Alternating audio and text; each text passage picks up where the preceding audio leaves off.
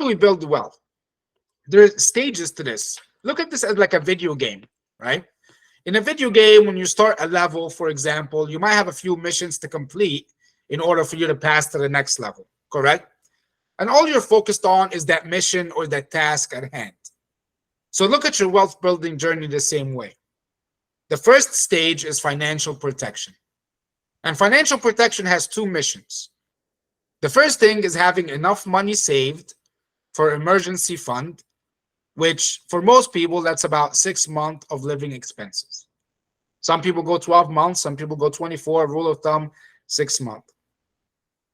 Less than a third of Americans can cover 6 months or more. Less than a third. More than half of Americans don't even have enough to cover 3 months. How much do you need per month to live for your living expenses? Multiply that by 6, and your goal here, your financial protection goal, which you see the bold line at the bottom, right?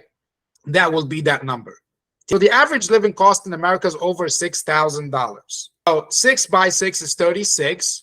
So in most American household would need to have at least 36 or 40 grand, let's round up, saved for an emergency fund of 6 month living expenses. Do you have that? If yes, great. If not, then that's your task. That's your action item to start your wealth building journey.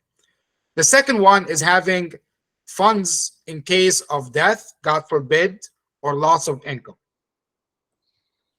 What happens when the inevitable happens, and we all, are destined for it? What happens when, God forbid, you pass away? Some people get life insurance policy, and I'm not here to promote life insurance. I don't sell life insurance, right? But the purposes of life insurance, or some objectives, is it covers your funeral costs.